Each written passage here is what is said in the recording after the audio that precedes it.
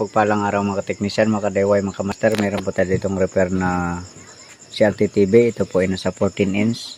So ang brand po nito ay TCL. Okay, testing po natin kung para malaman natin kung anong problema nito. So nakasaksak na po ito. Ayan. So power on natin. Yun, parang nag-on naman siya. So ito po ang kanyang problema. Ayan. So magalaw ang kanyang picture. Okay, sige, samahan niyo po ako, ayusin po natin ito.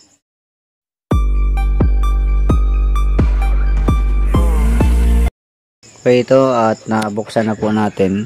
So ang kanyang board pala nito ay universal na, hindi na original ng TCL. So ayan,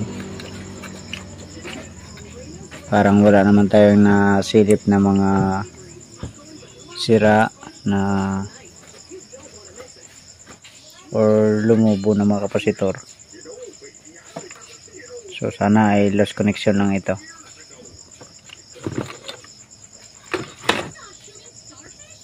Okay, so linisan ko muna at saka i-resolder yung mga lost connection nito. Tapos i-testing natin uli para malaman natin kung magalaw pa rin ang picture. Ito na po, bale atin itong na-resolder at na-linisan. So meron tayong mga nakita na mga lost connection dito. Tapos hininang natin. So yung iba ay dahil lang din sa paglinis natin nagkaroon ng lost connection. Pero bukod sa lost connection na ating mga nakita na ni-resolder na natin, ay meron akong nakita dito na isang pyesa na medyo itim na. Ito po ay resistor. Ayan. Ito po siya, oh. Ayan, oh. Sunog na po siya, pero sa palagay ko okay pa naman yan ang reading niyan. Pero kailangan na lang natin, mas maganda na lang na palitan natin yan para sigurado na tayo. Iwas back job ba. So ito po yun siya. Ito po yun siya. Ayan. Ito siya. Tapos tawid dito. Tapos tawid naman dito hanggang sa papunta dito sa oscillation nya. So ito po ay nasa vertical supply po ito. Ayan. Tama nga, nasa vertical ang supply nito. So ngayon papalitan na lang muna natin yan para mas sigurado. Saka natin i-testing. Ito po napalitan natin.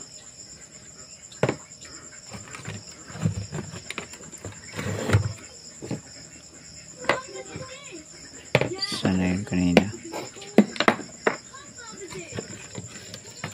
Wala na yung resistor.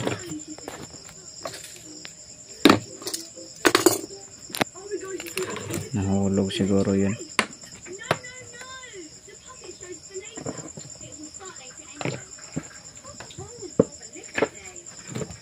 So bali pinalitan na po natin to.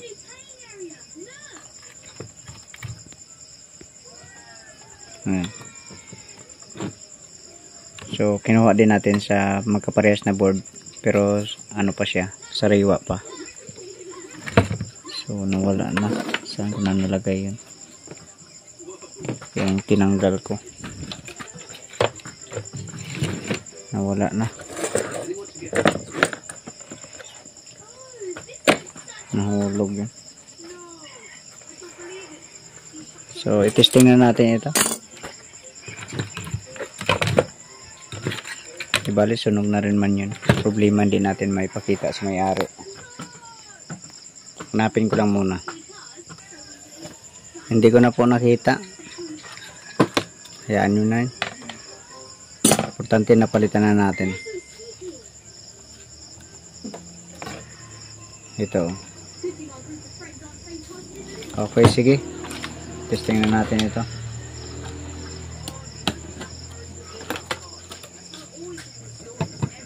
So may nakita tayong mga loose connection, and then yung resistor na yun na supply sa vertical. Kasi yung vertical at saka yung oscillation dito sa horizontal driver transformer ay isang supply lang sila. Kaya pinalitan na natin dahil medyo sunog na ang kanyang kulay.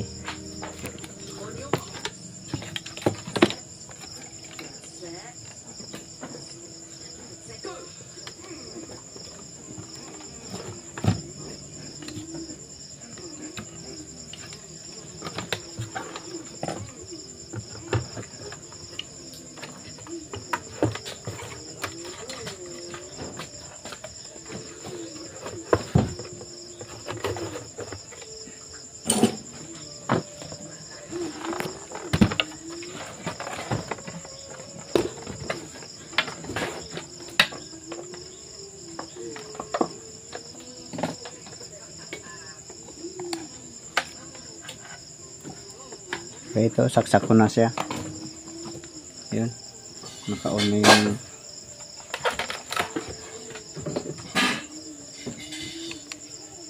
ayan. So, normal na ang kanyang raster. Hindi na siya magalaw. At walang guhit.